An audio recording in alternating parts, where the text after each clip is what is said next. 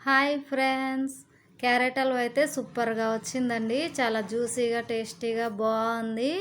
చాలా సాఫ్ట్గా వచ్చిందండి. స్వీట్ కూడా సరిపోయింది మంచిగా. ఈ కొలతలతో చేసుకుంటే చాలా బాగుంటుంది. ఈ స్వీట్ ఎలా చేసామనేది తెలుసుకోవాలంటే తప్పకుండా వీడియో అంతా చూడండి. ముందుగా క్యారెట్లు అయితే తీసుకోవాలి. 1/2 కేజీ తీసుకున్నాను. అన్నీ కూడా ఫ్రెష్ వాటర్లో వేసి శుభ్రంగా వాష్ చేసుకోవాలి. క్యారెట్లన్నీ కూడా శుభ్రంగా మనం చేత్తోని బాగా కడిగి వాష్ చేసుకోవాలి. క్యారెట్లను అయితే మనం మొదలు చివరవి కట్ చేసుకోవాలి. అది తురమటానికి ఈజీగా ఉంటుంది. శుభ్రంగా కట్ చేసుకొని స్ట్రాంగ్గా ఉన్న క్యారెట్లే తీసుకోవాలండి. అప్పుడే మనకి తురమటానికి చాలా ఈజీగా వస్తుంది. మొత్తంగా కూడా ఇలా తురుముకోవాలి. క్యారెట్ తురుము అనేది చాలా నీట్గా వస్తుంది. కొంచెం వడబడ్డట్టు ఉంటే మాత్రం క్యారెట్లు తురమటానికి బాగా రావు. చూడండి, చాలా సాఫ్ట్గానే వస్తుంది తురుముతుంటే. క్యారెట్లన్నీ కూడా ఈ విధంగానే తురుముకోవాలి. తురుము అయితే చాలా స్ట్రాంగ్గా సాఫ్ట్గా వచ్చింది.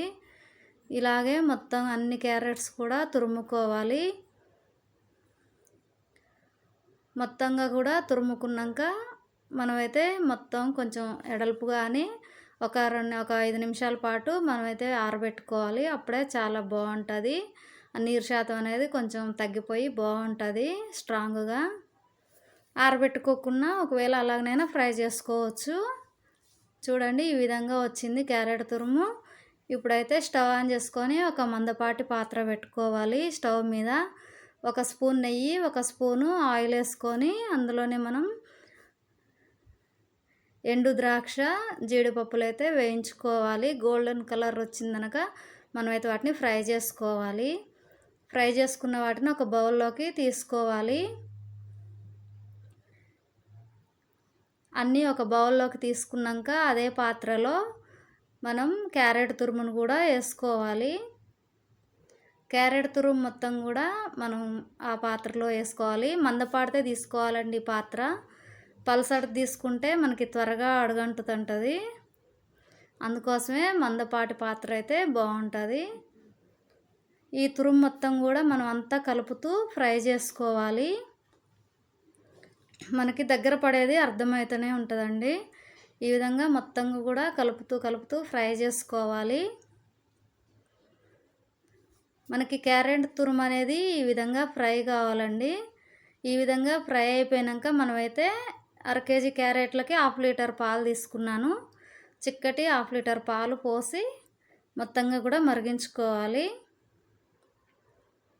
ఒకవేళ పాలు తక్కువ ఉన్నా ఏం పర్వాలేదండి, మీ ఇష్టం. పాలన్నీ కూడా బాగా మరిగిందనక బాగా మరగబెడుతూ దగ్గర పడిందనక ఉడికించుకోవాలి. హల్వానైతే చాలా సాఫ్ట్గా వస్తుందండి. ఇట్లా ఉడకటం వల్లనే చాలా టేస్ట్ కూడా వస్తుంది.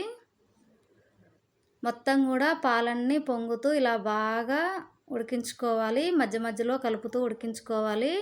అంతా పైకి తేలుతుంటుంది కానీ అంత సమానంగా ఉడికే విధంగా మనం వీగా కలుపుతూనే ఉండాలి. ఇలా కలుపుతూ మొత్తం దగ్గర పడిందనక ఉడికించుకోవాలి. మనకి క్యారెట్ తురుము అనేది చాలా మెత్తగా అయిపోతుంది. పాలన్నీ కూడా ఇంకిపోయాక ఈ విధంగా దగ్గర పడుతుందండి. మొత్తం పాలన్నీ కూడా పోయినాయి, మొత్తం ఇనికిపోయినాయి చూసారుగా. ఇప్పుడు మనమైతే 1 కప్పు షుగర్ వేసుకోవాలి. చక్కెర అయితే ఒకవేళ తీపి మీకు ఎక్కువ కావాలనుకుంటే కొంచెం ఎక్కువైనా వేసుకోవచ్చు. అంతా కలిసే విధంగా బాగా కలుపుకోవాలి. చక్కెర అనేది మనకి కరిగిపోతుంది. కరిగిపోయినప్పుడు కొంచెం లూజ్ అవుతుంది హల్వా మొత్తం కూడా.